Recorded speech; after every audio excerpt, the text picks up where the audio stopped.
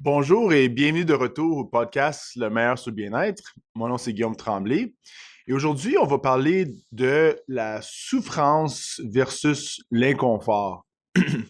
Quand on discute des sujets à propos de la vie intérieure, nos expériences intérieures, ça peut être parfois euh, pas facile ou difficile de donner les bons mots, de bien décrire ce que les gens ou ce qu'on vit à l'intérieur, mais en faisant ça, des fois, quand on essaie de regarder ça de différents angles, parfois on peut un peu mieux comprendre notre expérience intérieure. Et il faut prendre ça un petit peu avec un grain de sel, pas prendre ça trop littéraire, mais je pense que quand on regarde le mot la souffrance versus l'inconfort, puis on les comprend un peu la différence, ça peut quand même supporter notre cheminement vers le bien-être. Alors, on va commencer avec une analogie plus physique. Euh, Quand on parle de l'inconfort, ça peut être un certain stress, c'est pas confortable, c'est pas nécessairement agréable. Euh, et la souffrance, c'est plutôt ce qu'on va décrire comme une dysfonction dans notre système, que ce soit notre système physique, émotif, psychologique, spirituel. C'est plus une dysfonction versus l'inconfort qui fait partie du cheminement de la vie, qui fait partie, qui est nécessaire pour le bien-être. Alors, si on regarde, mettons, un muscle dans le corps physique, puis pour que le muscle devienne plus fort, qu'il devienne plus fonctionnel, qu'il devienne même agréable à avoir l'expérience de ce muscle, l'exercice, ça peut aider. On met un certain stress sur le muscle. Et quand on met le stress sur le muscle va se renforcer, va devenir plus fonctionnel, alors, ce stress qu'on met sur l'inconfort pour ce muscle, c'est une bonne chose. Ça va renforcer le muscle.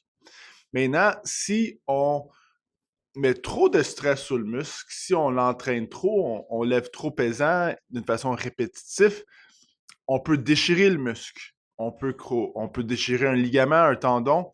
Et ça, on pourrait dire, c'est l'analogie de la souffrance. Le muscle devient dysfonctionnel avec une blessure, une déchirure. Et dans ce cas-là, le muscle a besoin d'une réhabilitation ou d'être adressé avec une certaine euh, concentration, une certaine euh, discipline de rebâtir le muscle, de le laisser guérir, de faire une réhabilitation, de donner de l'attention.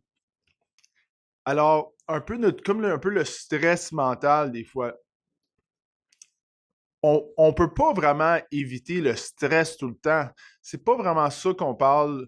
Des fois, il y a des situations, puis oups, c'est inconfortable. On, on n'aime pas ce qui se passe vraiment. On n'est pas naturellement attiré à la situation qu'on vit. Mais c'est une forme d'inconfort. C'est pas nécessairement de la souffrance. Alors, un certain nombre de stress, une certaine quantité d'épreuves psychologiques, ça peut être même bon pour notre cheminement, ça peut bâtir la résilience. Maintenant, si ça devient excessif, puis il y a du stress, il y a du stress, du stress tout le temps, tout le temps, tout le temps, et hop, notre cerveau devient, qu'on devient tellement stressé que ça peut devenir dysfonctionnel, ou est-ce qu'on n'est plus capable de gérer la vie comme on était capable avant, ou là, on rentre plus dans une forme de souffrance, une dysfonction psychologique qui a besoin d'être adressée, peut-être de l'aide professionnelle, d'une certaine réhabilitation, une diligence, d'avoir des pratiques pour aider cette partie-là de notre système à se réhabiliter et redevenir fonctionnel, de guérir ultimement. Et parfois, notre cheminement vers le bien-être peut devenir il peut y avoir des obstacles quand on confie la souffrance versus l'inconfort. Parce qu'on va essayer d'éviter tous les inconforts de la vie, parce qu'on pense que c'est de la souffrance. On veut l'éviter, tandis que ce qu'on veut, c'est même l'accepter, même l'inviter, l'inconfort dans la vie. Un autre exemple qui peut un peu plus éclairer le sujet, c'est comme l'enfant. Un enfant qui, par exemple, il veut plus de bonbons, il a eu quelques bonbons, il en veut d'autres. Il y a 3-4 ans, l'enfant, il veut des bonbons, puis là, le parent il dit non, tu n'as eu assez. Puis là, ben, l'enfant est pas content, puis là, il commence à péter une crise. puis il se pitche par terre, il braille, puis il pleure. Puis des fois, pour certains gens, c'est pas facile de voir leur enfant comme ça. Ils veulent. Fait que, OK, ben tiens, je vais faire une exception, je te donne un autre bonbon, parce qu'ils ils vont pas garder la limite qu'ils ont mis, parce que l'enfant, quand il fait sa crise, est inconfortable, mais il n'est pas en train de souffrir. Et donc, le parent qui finalement tient pas la ligne puis donne le bonbon d'extra pour soulager la crise est en train de confus l'inconfort de l'enfant avec la souffrance parce qu'un bon parent ne veut pas que son enfant souffre. Bien entendu, c'est normal, c'est une bonne chose. Mais la confusion peut créer que tu ne donnes pas l'opportunité à l'enfant d'être inconfortable parce que l'inconfort, premièrement, c'est inévitable. Et deuxièmement, quand on fait par exprès d'éviter l'inconfort, on enlève l'opportunité de bâtir la résilience, bâtir les fonctions psychologiques, émotives et tout ça. Alors ça, c'est un petit peu une façon de décrire que l'enfant n'est pas en train de souffrir, l'enfant est inconfortable. Mais quand on voit comme la souffrance, on peut agir d'une façon qui n'est pas en train de servir l'enfant pour leur bien-être du court terme et long terme. Mais tandis que ça, c'est pas pour pour mélanger les sujets de tout à fait éviter la souffrance pour un enfant. Il y a beaucoup de gens qui ont souffert avec leur jeunesse parce qu'il y avait une manque d'affection, leurs besoins n'étaient pas comblés. Et ça, c'est sûr que ça, c'est pas ça qu'on parle. Ça va développer, ça peut souvent développer des dysfonctions émotives où est-ce qu'on est. Notre capacité de régler nos émotions n'est pas tout à fait complètement fonctionnelle à cause que les besoins de l'enfant n'étaient pas comblés, n'étaient pas adressés. Et ça, on parle de plus d'une souffrance. Fait que oui, ça, absolument, on fait le mieux qu'on peut d'éviter ça, puis de tout faire les bonnes choses pour pas qu'un enfant souffre. On veut on veut pas que personne souffre. Mais l'inconfort, c'est nécessaire des fois. Maintenant, comme je vous dis, ça peut aller trop loin. On peut devenir trop d'inconfort. Ça peut devenir une forme de souffrance. Alors, la souffrance a besoin d'être adressée, a besoin d'être soulagée avec une certaine détermination, une discipline envers adresser nos formes de souffrance. Tandis que l'inconfort, c'est plus quelque chose à accepter, à vivre, à même inviter quand ça arrive dans notre vie. Parce que quand on essaie d'éviter l'inconfort, on ne se fait pas une faveur en termes de notre bien-être. C'est ça un petit peu le mélange. Quand on se mélange, c'est qu'on pense que le bien-être, c'est l'absence de l'inconfort. C'est pas l'absence de l'inconfort. L'inconfort est absolument nécessaire pour le bien-être, pour bâtir nos muscles psychologiques, nos muscles émotifs, même nos muscles physiques. Tu as besoin d'inconfort. Si tu veux être en forme, il faut que tu te mettes dans des situations inconfortables et d'une façon répétitive.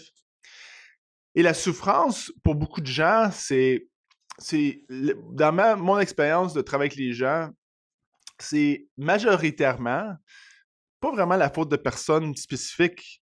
C'est un résultat de plusieurs situations. Des fois, on a hérité des formes de souffrance à travers notre culture, à travers notre lignage familial, la façon qu'on a été élevés.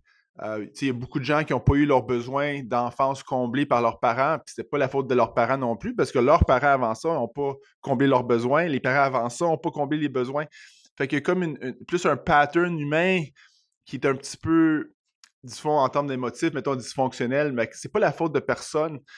Mais pour guérir cette souffrance-là, ça a besoin d'être adressé, de mieux le comprendre, de le vivre, d'avoir de l'autocompassion.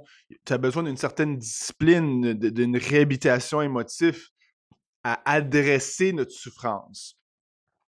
Des fois, la souffrance peut venir comme on a parlé l'autre fois, l'analogie de plaques dentaires. Juste le fait que les humains se trouvent dans une nouvelle situation, une nouvelle civilisation d'information, d'abondance matérielle, ça crée une certaine souffrance. Notre tendance à trop penser constamment, c'est un peu dysfonctionnel. On a toute cette dysfonction-là un petit peu. Alors, on souffre tout un petit peu juste par le fait d'être né dans une civilisation qui n'est pas habituée à ce nouvel environnement. Fait qu'il y a plusieurs formes de raisons qu'on peut... Des fois aussi, la souffrance, bien entendu, ça peut être à cause des habitudes de vie très malsaines qui, qui va perpétuer la souffrance et augmenter la souffrance. Alors, il y a beaucoup de raisons de la souffrance, mais c'est pas une raison de se blâmer ou tout ça, c'est juste de plus comprendre un peu qu'il y a différentes raisons, puis tout le monde souffre, OK? C'est pas... Tout le monde a certaines dysfonctions. C'est juste une façon de parler. Fait que la souffrance, oui, a besoin d'être adressée, d'être travaillée du mieux de notre capacité. Mais l'inconfort, c'est pas la même chose. L'inconfort, il faut laisser passer à travers nous. Il faut le vivre. C'est un peu comme on a parlé l'autre fois, le plaisir, ça vient puis ça part. L'inconfort, ça vient puis ça part. C'est pas quelque chose... Mais quand on résiste l'inconfort parce qu'on je veux pas souffrir, je suis en train de souffrir. Non, c'est juste inconfortable. Ça va venir, ça va passer. On développe plus une résilience, une capacité de gérer la vie un peu plus facilement. Alors, pour aujourd'hui, on va garder le point simple, c'est que la souffrance, c'est une genre de dysfonction dans notre système qui a besoin d'être adressée, un peu comme une blessure physique a besoin d'une réhabilitation, tandis que l'inconfort, ça a besoin d'être accepté, invité, d'être vécu au complet pour que ça nous aide à continuer de bâtir notre système, à pouvoir naviguer la vie avec plus de facilité et de bien-être. Alors, je vous laisse avec ça aujourd'hui, tout le monde. Merci pour nous joindre. Si tout le monde trouve ça utile, je vous souhaite à le partager, à donner un petit follow, quelque chose de même, subscribe, tout ça. Je vous remercie beaucoup, tout le monde. Passez une bonne journée.